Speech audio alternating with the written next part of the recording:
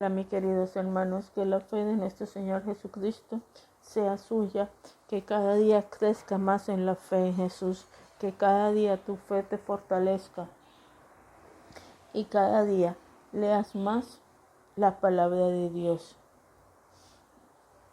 Vamos a leer el libro de 2 de Corintios 12:10. Cuando soy débil, entonces soy fuerte. Leemos Efesios 6:10 que dice: en nombre del Padre, del Hijo y del Espíritu Santo, fortalécese en el Señor y en el poder de su fuerza. En muchas ocasiones, las circunstancias en las cuales nos enfrentamos en la vida, podemos sentirnos débiles, vacíos, impotentes, pero gracias a Dios podemos recostarnos sobre las promesas de Dios. Podemos ir a la roca y pararnos firmes sobre su palabra. Pablo dijo: pues fuimos abrumados sobremanera más allá de nuestra fuerza, de tal motivo que aún perdimos la esperanza de conservar la vida, pero tuvimos en nosotros mismos sentencia de muerte, para que no confiáramos en nosotros mismos, sino en Dios para que resucite a los muertos. Corintios 1:8-9. Confiar en Dios es confiar en su palabra. Esto es en donde están hallados muchos creyentes. Tratan de ser fuertes en sus propias fuerzas y no se dan cuenta que toda la fortaleza que necesitan se encuentra en la palabra de Dios. La razón por la cual necesita ser fuerte en el Señor y en el poder de su fuerza es para que pueda mantener su terreno en contra de los engaños de Satanás en el día malo. Efesios 6:13. El día malo es aquel en el cual Satanás vendrá a examinarlo, a probarlo y a tentarlo, y tendrá que ser fuerte en el Señor y en el poder de su fuerza para poder tomar su posesión en su contra. Una de las formas en que se fortalece en el Señor es vistiendo toda la armadura de Dios. Efesios 6:11-18. Se viste toda la armadura de Dios por dos razones: como protección en su vida de oración. Una vez que tienes la armadura puesta, estás listo para orar, estás vestido por la oración. El objetivo de ponerte la armadura es poder entrar en oración para ayudar a mantenerte firme en la vida en contra de los engaños, pruebas y adversidades del diablo, ya que necesitas la armadura de Dios para fortalecernos en el Señor. Entonces debemos examinarla y vestirnos más de cerca. En primer lugar nos dice: vestidos de toda la armadura de Dios. Efesios 6:11. Podemos saber que vestido, o la palabra vestido, el significado es entender el sentido de sumergir al interior de un vestido, el de investir con ropa, el de arreglar o vestir, el de dotar, tener o ponerse algo. Así que fortalecerse en el Señor, debes ponerte o sumergirte en la armadura de Dios como su protección contra los engaños del enemigo. La Biblia dice: tomad toda la armadura de Dios. De acuerdo con la concordancia de Strong, la palabra tomar significa tomar hacia arriba. En otras palabras, una vez que tienes puesta la armadura, tienes que hacer algo, utilízala. Pablo empleó aquí el ejemplo de la armadura de un soldado romano para darnos un retrato de cómo es la armadura de Dios. El yelmo de la salvación es el conocimiento de su posición en Dios debido a su salvación y redención en Cristo. El yelmo de la salvación está directamente relacionado con las oraciones que Pablo oró por la iglesia de Efesios 1:17-22, para que el Dios de nuestro Señor Jesucristo os dé espíritu de sabiduría y de revelación en el conocimiento de Él. El yelmo de la salvación incluye renovar su mente para conocer y comprender sus derechos y privilegios en Cristo, quien es en Cristo. Además, proteger su mente, el principal campo de batalla de Satanás. Ceñidos con la verdad, el cinturón de la verdad representa un entendimiento claro de la palabra de Dios. Como el cinturón de un soldado, este sostiene todo el resto de la armadura en su lugar. Sus lomos deben estar ceñidos con la verdad de la palabra de Dios, ya que no va a llegar a ningún lugar en la oración a no ser que la palabra de Dios more en usted. Juan 15:7. Una vida de oración exitosa debe basarse en las promesas de la palabra de Dios. Luego debe tener puesta la coraza de la justicia. Esto hace referencia a su posición correcta frente a Dios. Cuando acepta a Jesús, se convierte en la justicia de Dios en Cristo. Segunda de Corintios 5:21. No podrá enfrentar al diablo si no estuviera en la posición correcta frente a Dios, pero debido a su redención en Cristo, sí tiene esa posición correcta frente a Dios.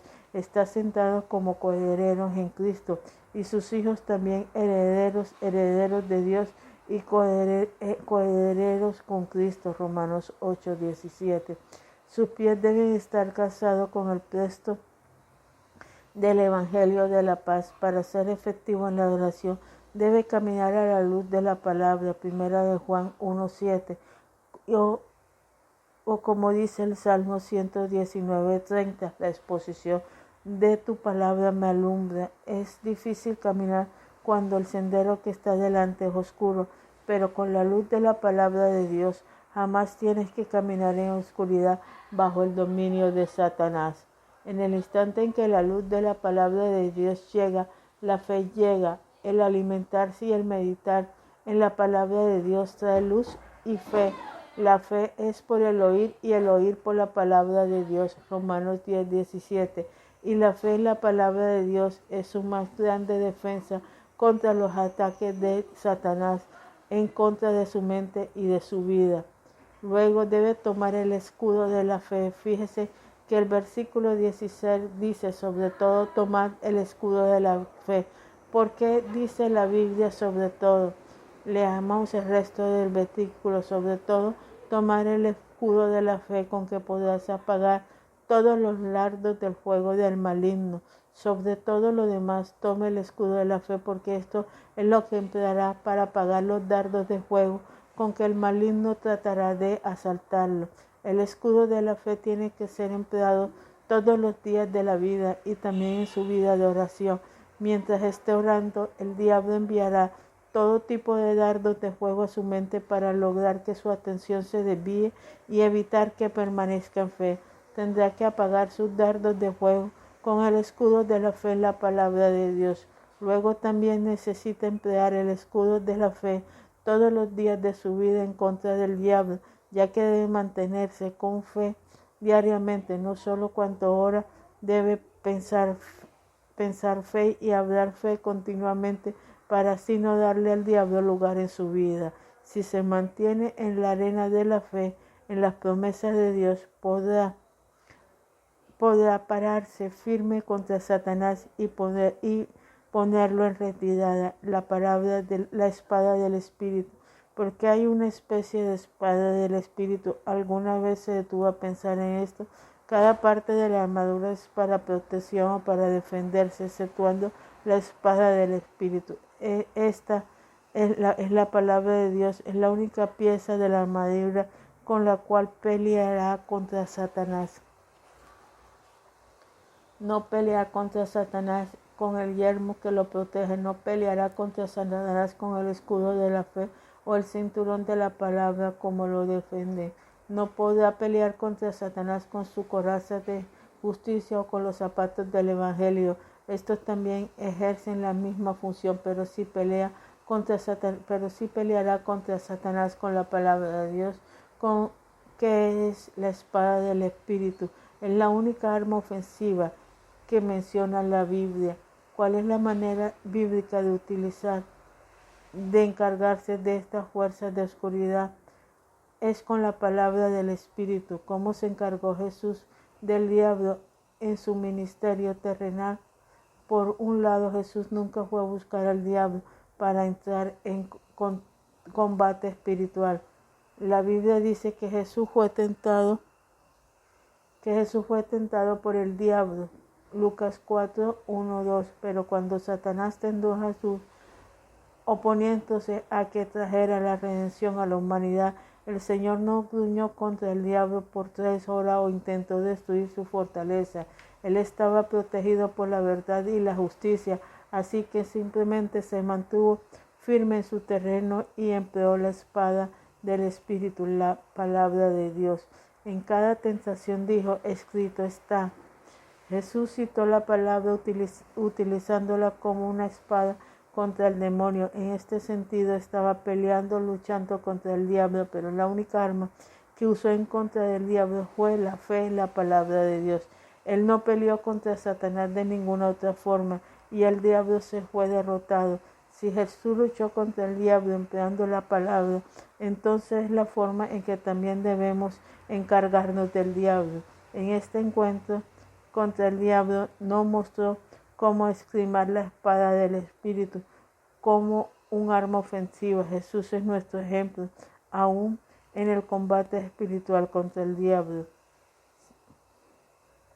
Si no supiéramos cómo emplear la espada del Espíritu, tendríamos que tener todas las piezas de la armadura en su posición y aún estar en desventaja.